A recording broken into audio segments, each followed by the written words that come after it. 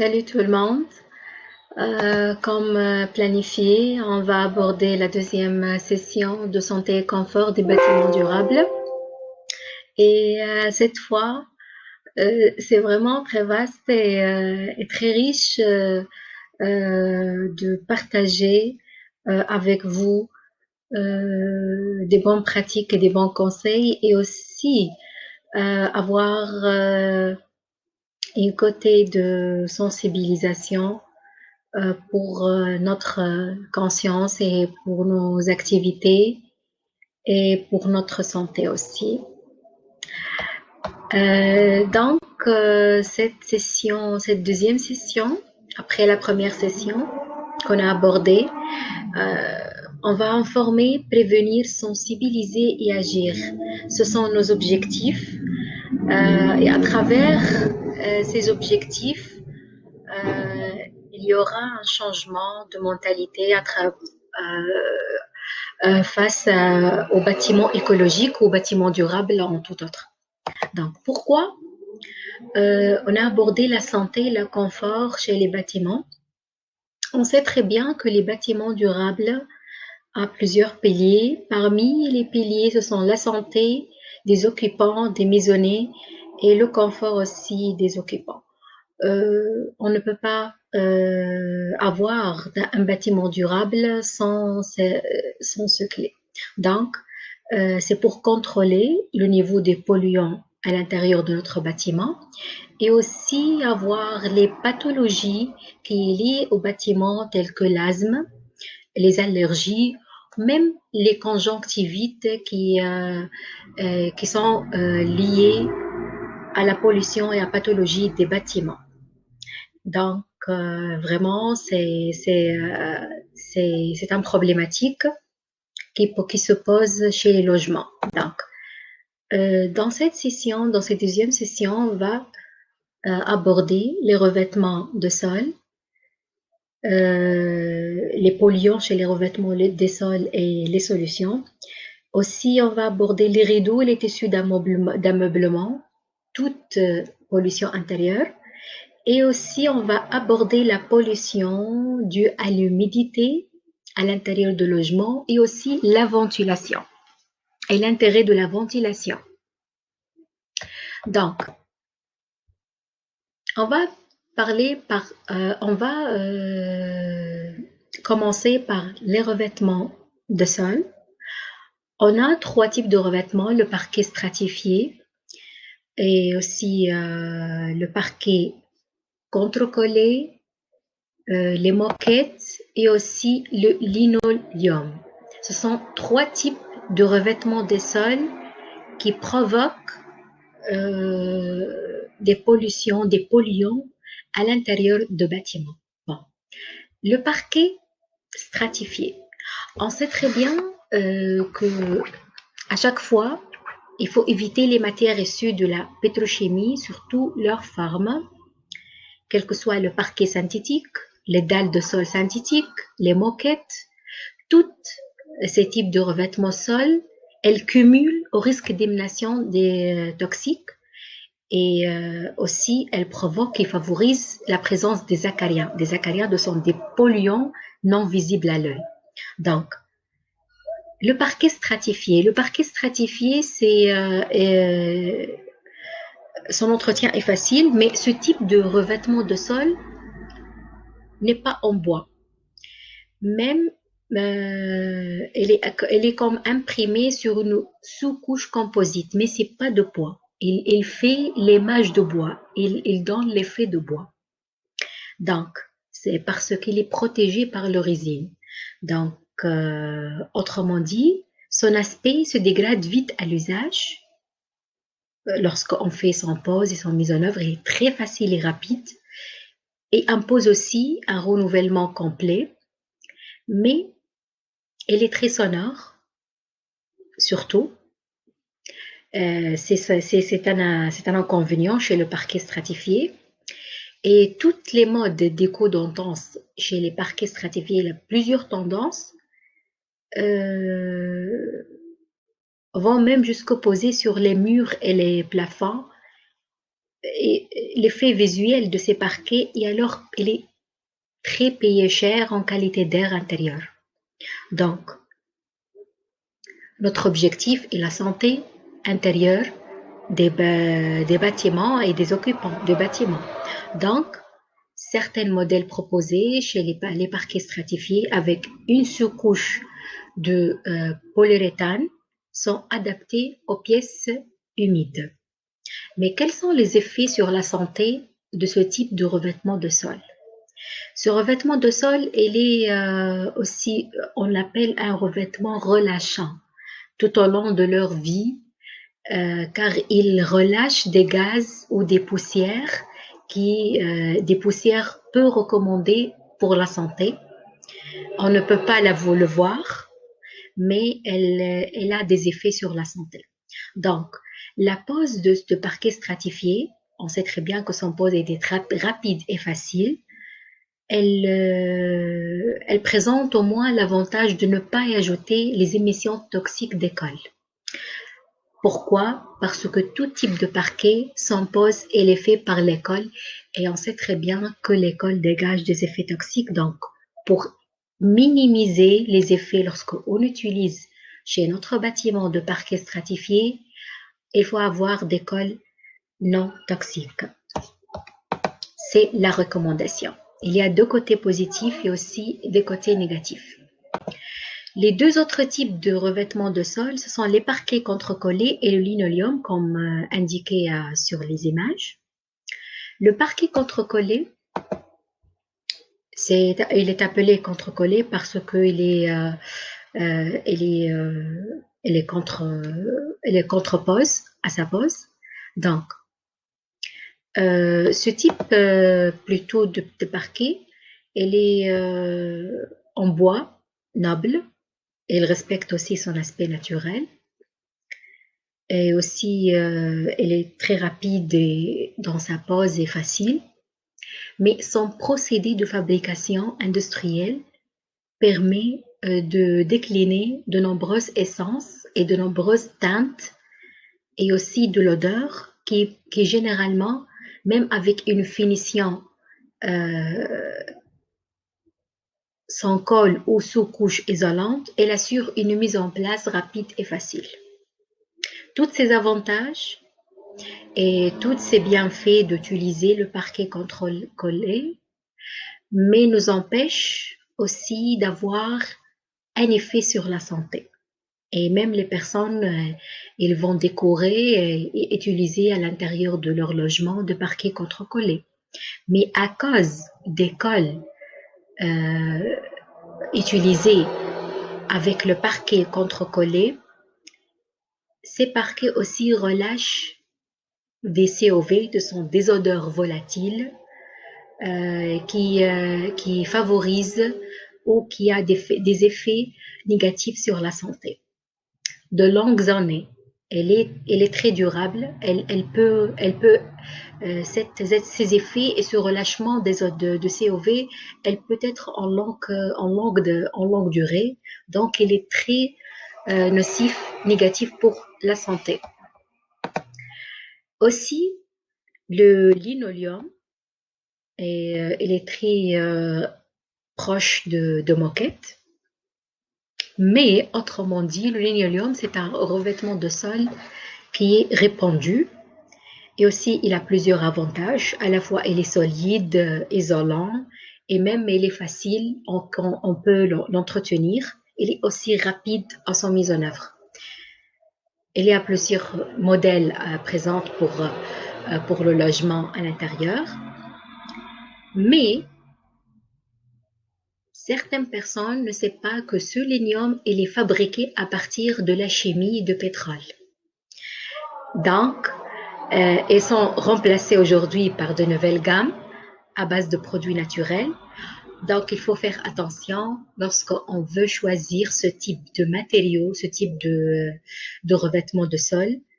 Il faut avoir à base de toile qui est imperméable par application d'huile, de lin ou de nitrocellulose. Ce sont des dérivés écologiques et naturels qui n'ont pas des effets négatifs sur la santé.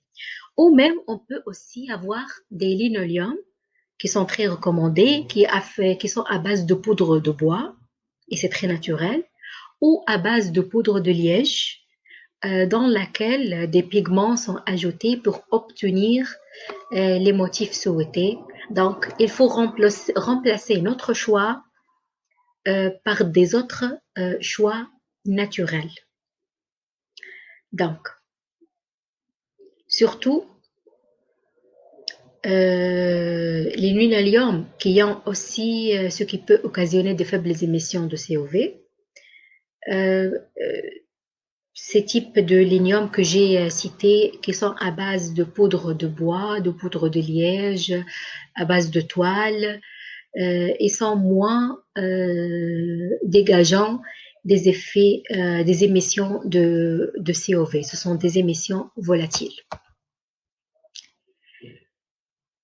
Autres matériaux de revêtement de sol, ce sont les moquettes. Ils sont très en tendance et toutes les personnes les utilisent, mais autrement dit, ils ont des effets négatifs sur la santé aussi, sans oublier ça. Car les moquettes, ce sont constituées des fibres, et ce sont des fibres acryliques, et même il y a des fibres polyamides, et il y a aussi des fibres polypropylènes. Dans le meilleur des cas, il y a aussi des sous-couches de latex. Et vraiment, c'est très néfaste que certaines personnes ne savent pas cette information, que ces moquettes, elles dégagent de 0,5 mg par mètre carré par heure des émissions de COV. Après leur pose dans la maison, à l'intérieur de logement. Et ceci, il est constamment, elle est pendant des mois. Elle peut être des émissions pendant plusieurs mois. Donc, les moquettes, ils ont des effets toxiques.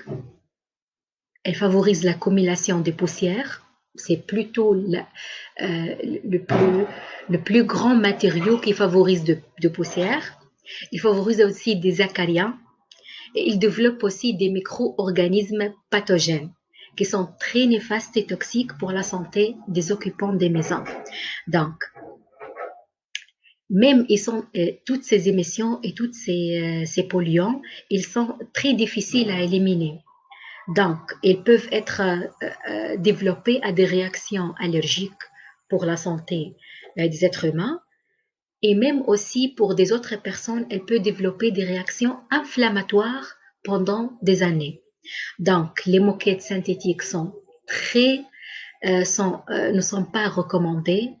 Et aussi parce que, autrement dit, il y a autres inconvénients. Ils sont reconnus par l'accumulation d'électricité statique. Donc, si vous voulez utiliser des moquettes à l'intérieur de votre logement, de bâtiment, le bâtiment durable, il néglige ce type de revêtement de sol. Donc, il faut bien persister et faire attention à votre choix et opter une moquette qui est labellisée à base naturelle et qui n'a pas de COV, émission de COV. Je peux donner des exemples. Il y a des moquettes en laine non traitée. Ils sont très naturels. C'est un matériau naturel. Aussi, il y a des moquettes sur toile avec sous-couche de feutre textile. Ils sont aussi recommandés, mais de toute façon, il faut négliger et éviter les types de moquettes synthétiques. Donc, on va aborder aussi chez les bâtiments durables l'impact des rideaux et les tissus d'ameublement. On sait très bien que tout bâtiment ou tout logement, il faut avoir des rideaux et des tissus d'ameublement. C'est normal. Donc, les tapis, mais toutes ces dérivés synthétiques dégagent de formaldéhyde. Formaldéhyde, ce sont des émissions négatives pour la santé, et même elles dégagent des émissions de COV, ce sont des émissions volatiles, de façon constante pendant des mois. Donc, quelle est la solution? La solution, il faut choisir des tissus naturels, teintés et traités uniquement avec des bases biocompatibles. C'est la meilleure solution pour les bâtiments durables. On passe à l'humidité, les pollutions à l'intérieur de bâtiments, qui est très importante chez les bâtiments. Il faut faire attention. Mais quelles sont les causes qui provoquent l'humidité à l'intérieur de bâtiments? Il y a plusieurs causes. Il y a l'infiltration d'eau, qui est très reconnue, surtout lorsqu'on a des façades poreuses. Il y a les descentes d'eau aussi, des pluies, ou même les bouchées. Il y a aussi autre cause, c'est les dégâts des eaux, quels que soient des accidents de machines. Plutôt, la plus connue, c'est les machines à laver, parce qu'on utilise tous les machines à laver pour les linges, ou même il y a aussi les machines de vaisselle. Ce sont plus courants et aussi ce sont des causes de l'humidité. Donc, il y a les joints de plomberie qui sont abîmés aussi. Les joints de faïence à travers les faïences dans une douche, les salles de bain, ils laissent passer l'humidité et ils laissent passer peu d'eau, même à travers les jours. Il y a aussi les voisins de dessus qui lavent régulièrement les sols à grande eau, surtout qu'ils utilisent toujours l'eau. Il peut provoquer l'humidité. Donc, toute cette humidité, toute cette cause d'humidité, elle peut aussi des diverses activités, elle peut aussi causer des diverses activités, même des activités qui sont non liées à l'installation de notre bâtiment. Donc, quelle est la solution? La solution, c'est la ventilation. Donc, il faut une ventilation suffisante et régulière des bâtiments pour assécher l'air ambiant. Et comment avoir cette ventilation efficace et suffisante et régulière? On sait très bien que l'extraction de l'air vicié dans le local, entre 12 et 22 heures selon l'âge. C'est-à-dire les occupants des bâtiments, il y a des adultes, il même y avoir des enfants, mais chaque personne, elle a son extraction d'air, mais on donne toujours la moyenne. Entre enfants ou adultes, c'est 12 à 22 heures. Donc, aussi, les activités à l'intérieur de la maison ou à l'extérieur, elle est bénéfique sur la santé, surtout sur le principe. Donc, la mise en dépression des locaux aboutit au remplacement de cet air, qui est un air extraction d'air vicié, par le même volume venu de l'extérieur. Et c'est pour ça qu'on va avoir un air moins pollué et c'est un bienfait pour la santé des occupants. C'est une solution. Aussi, il y a plusieurs études et recherches qui sont faites au Canada et en France. Dans la majorité des cas, l'air intérieur il est 10 fois plus pollué que l'air extérieur, et même dans les villes. Donc,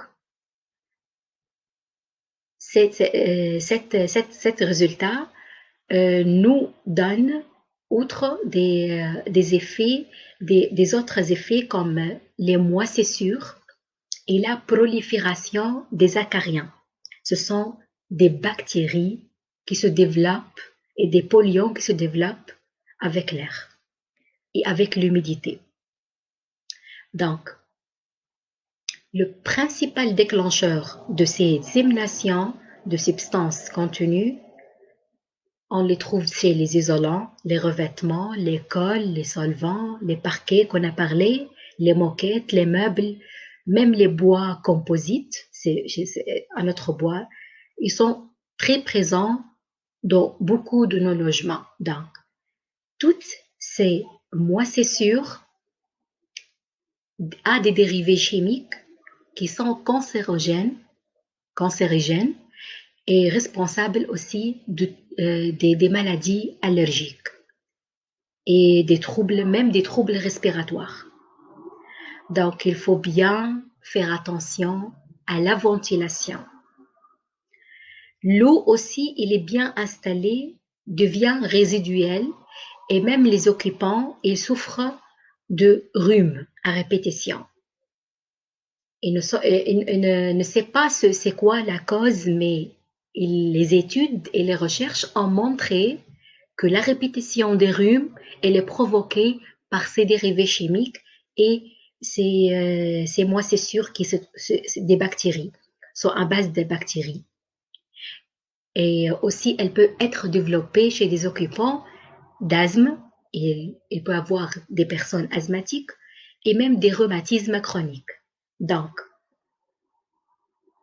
même les dernières recherches et les dernières études des cas ont montré que certaines dépressions qui sont aux périodes de confinement, dans des logements humides, a vraiment à la base de ce problème de santé. Donc, il faut faire très attention à la ventilation de notre bon bâtiment. Si on peut avoir des moisissures, il y a plusieurs types de moisissures, des milliers de moisissures, mais j'ai montré des moisissures qui sont très connues et aussi les scientifiques ils ont étudié de nombreux cas de prolifération de ces parasites. Ce sont des parasites végétaux, toxiques même, et présentes à l'intérieur de bâtiments et sans que leurs occupants les aient identifiés. Les personnes ne font pas attention à ce type de moisissures. Donc, pour faire recours à des solutions et à avoir des bonnes pratiques et des conseils, qu'est-ce qu'on va faire? Si on a des moisissures, ce type de moisissures qui sont inférieures à 1 mètre carré, ce sont des pathologies de bâtiment. Donc, les occupants peuvent avoir une solution rapide et simple, c'est de nettoyer avec un détergent sans parfum, je dis bien sans parfum, puis il crée une aération efficace et régulière chez le bâtiment. Et il faut toujours avoir une ventilation et une aération régulière. S'il n'y a pas d'aération, ça provoque plusieurs maladies, même après le nettoyage. Mais dans le pire des cas, si on a des moisissures qui est de 3 mètres carrés ou même elle peut dépasser les 4 mètres carrés, dans ce cas, c'est très dangereux. Il faut faire appeler et tourner vers une entreprise spécialisée. Pourquoi? Parce que ce type de moisissures sont très dangereux et même on peut avoir et même aussi je peux citer des différentes études réalisées au Canada. Il y a 270 espèces de moisissures qui colonisent des logements. Ils sont vraiment très néfastes et redoutables. On ne peut pas la voir, mais on peut avoir les effets dans la santé des occupants.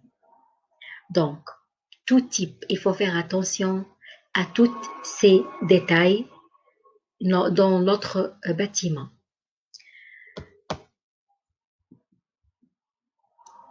On va parler aussi des impacts sanitaires qui dégagent les moisissures, surtout les moisissures toxines. S'il n'y a pas de l'air ambiant chez le bâtiment, il peut y avoir même des affaiblissements du système immunitaire des occupants. C'est vraiment une étape très dangereuse qui peut repérer chez cet type de pathologie des bâtiments. Donc, tous ces symptômes et toutes ces pathologies et toutes ces pollutions dans le logement, surtout à l'intérieur, je dis bien à l'intérieur du logement, peut provoquer des effets nocifs sur notre santé et sur notre bien-être et confort. Donc, mais pour aller plus loin dans ce type